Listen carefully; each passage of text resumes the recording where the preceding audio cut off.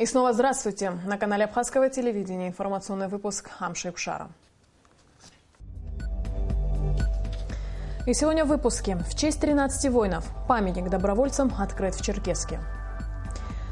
В памяти погибших героев в Сухуми пройдет акция «Апсна Зхакустас». Накануне нового учебного года пресс-конференция министра образования Абхазии. Президент Республики Абхазия Рауль Хаджимба прибыл с рабочим визитом в Республику Карачаево-Черкесия. Делегацию из Абхазии встретил временно исполняющий обязанности главы Карачаево-Черкесской Республики Рашид Тимрезов. Затем состоялись официальные встречи Рауля Хаджимба с Рашидом Тимрезовым, добровольцами Отечественной войны народа Абхазии, а также членами Ассоциации абазинских общественных объединений «Апсадгел». На встречах обсуждаются вопросы двустороннего экономического, культурного и гуманитарного сотрудничества между республиками. Сегодня же президент Республики Абхазия Рауль Хаджимба и временно исполняющий обязанности главы Республики Карачаево-Черкесия Рашид Тимрезов торжественно открыли памятник добровольцам, на котором выгравированы имена 13 уроженцев Качьер, погибших в Отечественной войне народа Абхазии.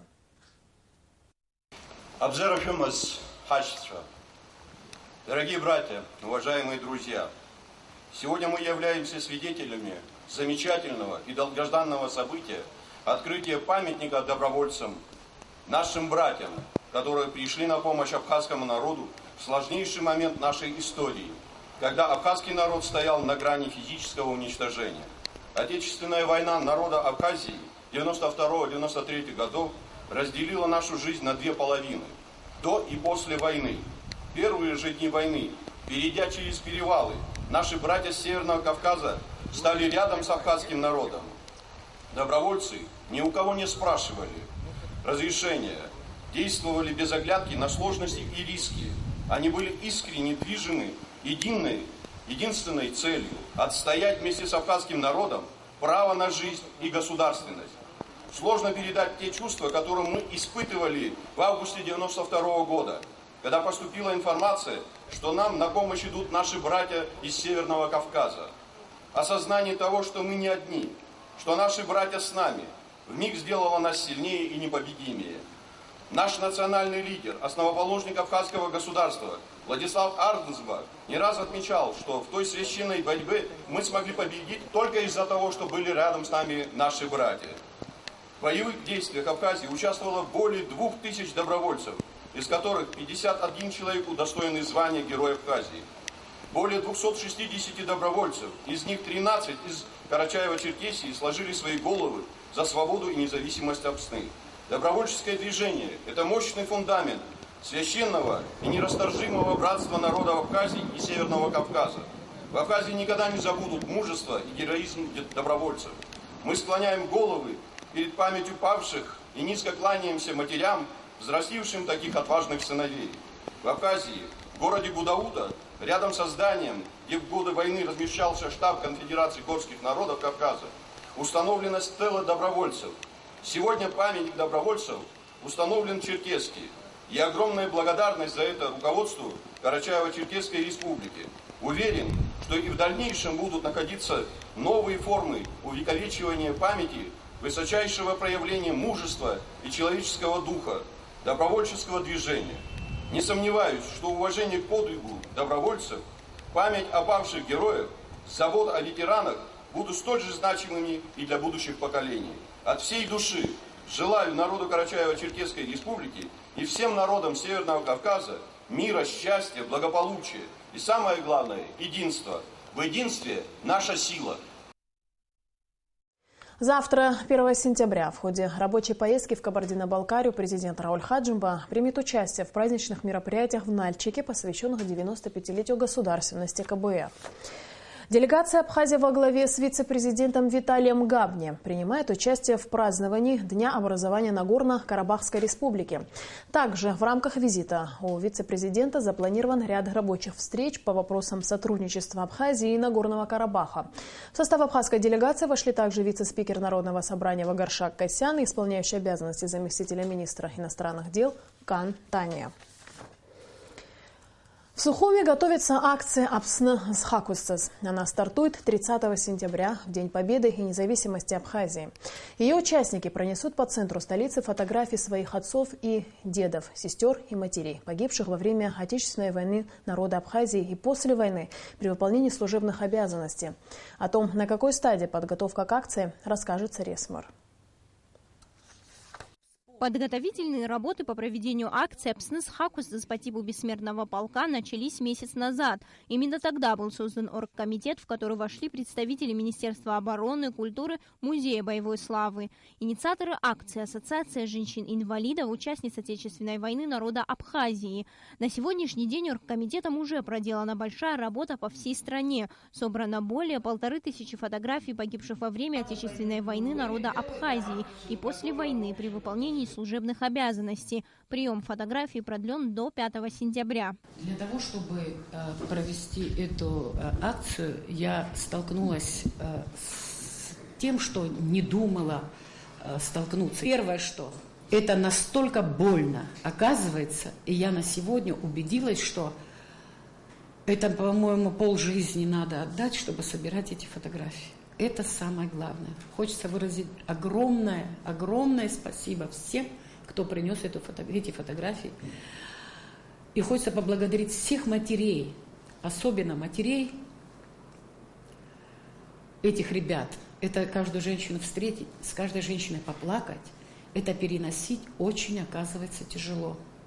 Но мы, если этим взялись, мы это сделаем и делаем. Буквально на днях уже привезут рамки для фотографий, которые были заказаны в Сочи. Акция уже обещает быть масштабной. В ней примут участие более 2500 человек.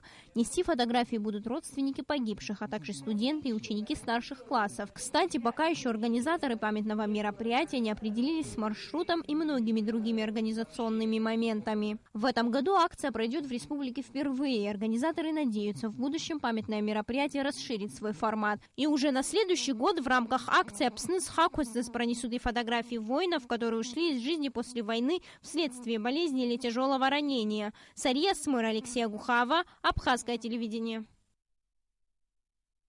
Прием фотографий для проведения акции «Апсны Схакустас» погибших бойцов во время войны и участников войны, погибших при выполнении служебных обязанностей в послевоенный период, производится в офисах Ассоциации инвалидов в районах Абхазии.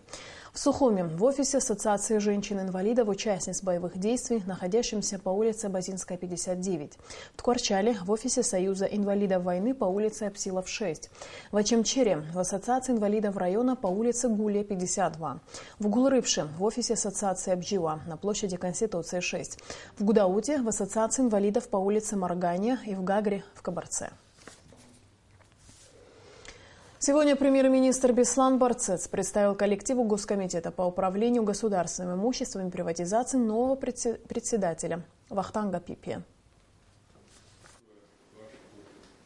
Представляя коллективу Госкомитета по управлению госимуществом и приватизации нового главу, премьер-министр Беслан Барцец подчеркнул, что наличие у Вахтанга Пипия большого опыта работы на государственных должностях поможет ему и на новой работе. Вахтанг Ахрович не нуждается в широком представлении. Это человек, который долгие годы проработал на государственной службе, был в ранге вице-премьера, руководил министерством по налогам и сборам. Большой опыт работы, исключительно по этим параметрам ему было предложено возглавить данный комитет. Перед комитетом стоят важные задачи, очень непростые. Дальнейшая работа комитета, связанная с эффективным управлением государственным имуществом. Остается очень много вопросов в плане эффективного использования имущества, государственного имущества. Все эти вопросы, которыми непосредственно предстоит заняться новому руководителю. Кандидат экономических наук Вахтанг Пипия в разные годы был депутатом Народного собрания республики, министром по налогам и сборам, вице-премьером правительства. Вахтанг Пипия поблагодарил правительство за оказанное ему доверие и выразил надежду на дальнейшую слаженную работу коллектива. Уверен в том, что у нас все получится. Мы сохраним преемственность, то, чем вы занимались вместе с Константином Анатольевичем. И уверен, что сегодня в руководстве страны стоят новые задачи в этой сфере. Задачи, которые мне сегодня буквально поделился премьер-министр Беслан Константинович. И я думаю, что ваш опыт в этом сыграет определяющую роль в достижении нашей цели. Константин Каций занимал должность председателя Госкомитета более 15 лет. Тепло отзываясь о коллективе, он поблагодарил всех за совместную плодотворную работу и пожелал ведомству и новому руководству удачи. На Алакове, Беслан Шинджерия, Абхазское телевидение. В преддверии нового учебного года в пресс-центре «Спутник Абхазия» прошла пресс-конференция министра образования и науки страны Ангурака Коба и начальника управления образования столицы Людмила Адлейба. Репортаж Ренаты Шакая. В этом году в Абхазии 2700 детей пойдут в первые классы. Для 26 611 учащихся откроются двери 150 школ страны, где их будут учить 3700 преподавателей. Отгурка Коба отметил, что в этом году работа 3 школ приостановлена. По его словам, 2 из них находятся в аварийном состоянии, а в 3-й школе, которая располагается в Гулярибском районе, учатся всего 4 ученика. На данный момент решается вопрос об обеспечении этих детей транспортом для продолжения их обучения в школе соседнего села. Есть школы, которые находятся в неудовлетворительном состоянии. Список этих школ мы передавали руководству, их около 50, включая и дошкольные учебные заведения. Есть, к сожалению, и в городе Сухум, это вот мы говорили про первую школу подведомственную Министерству образования, там состояние очень такое вот, можно сказать, аварийное. Думаем произвести ремонт, начать ремонт до 2017 года, потому что эта школа носит имя известного абхазского поэта, писателя Баграта Шинкуба, кому исполняется в 2017 году 100 лет.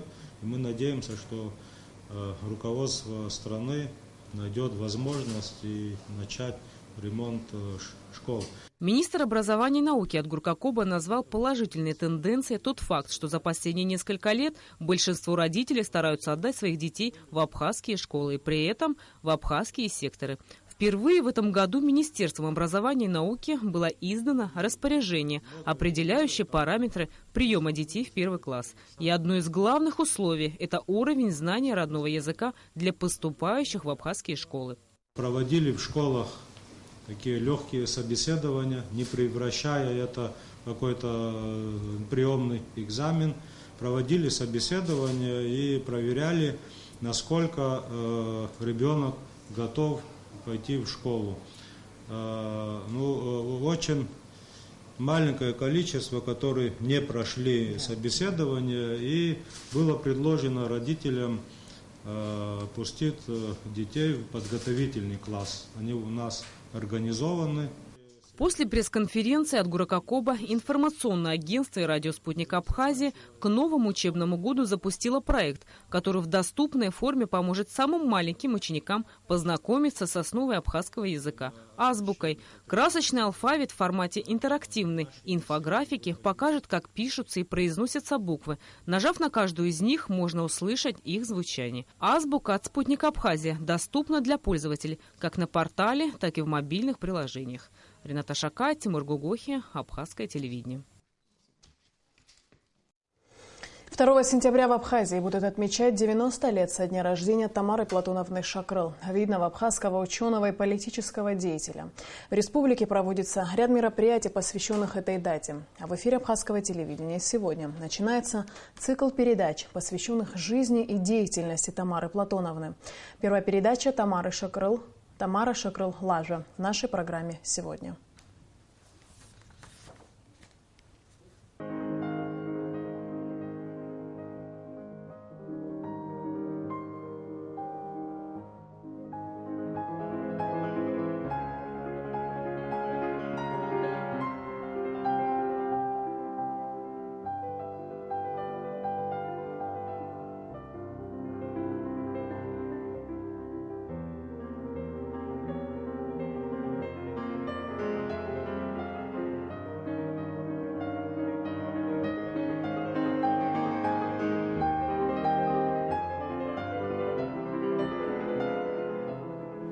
Жить в Уштальке и Снагге, а издавалось искусство, я не сосамерла. А прежде говоря, что я не активна, когда дело касается защиты моих интересов. Я беспомощна, я очень уязвима. Издырна, щечабжак ге,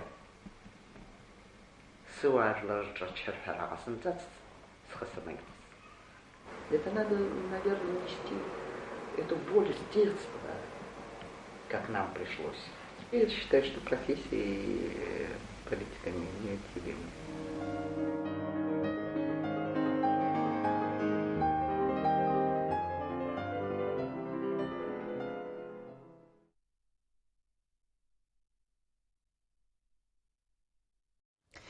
Завершился лагерный сбор военнослужащих разведывательных подразделений российской военной базы Южного военного округа.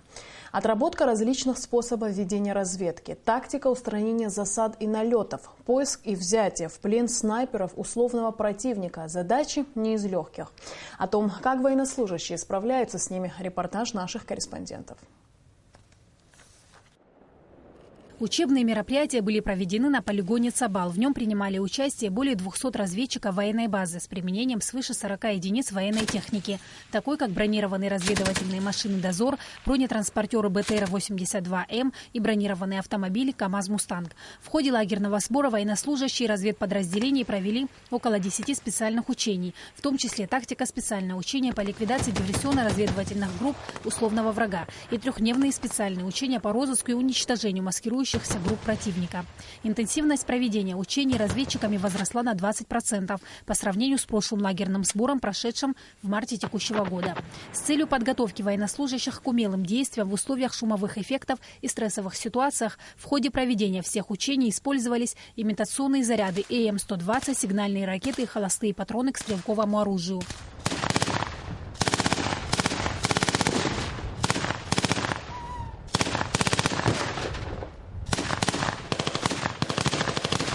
Также в ходе месячного сбора военнослужащие в условиях горно-лесистой местности отрабатывали различные способы ведения разведки. Организацию наблюдательных постов, тактику устранения засад и налетов, приемы организации замаскированного ночлега с использованием подручных средств и рельефа местности, а также задачи по поиску и взятию в плен снайперов условного противника. Разведчики и ОВО совершенствовали навыки по использованию современных переносных комплексов разведки и связи «Стрелец», лазерных приборов разведчика, радиолокационных станций, ближней разведки СБР-3 и другие. Сима Аргун, Беслан Чхинджерия, Абхазское телевидение. И в конце выпуска о погоде. По сообщению гидрометеослужбы, завтра в Абхазии ожидается значительное ухудшение погоды. Будет облачно, ночью и утром ливневый дождь с грозой. Во второй половине дня погода прояснится. Температура воздуха ночью плюс 20-22, днем 27-29 тепла. Температура моря плюс 27. На этом наш выпуск завершен. Всего доброго и до скорой встречи в эфире.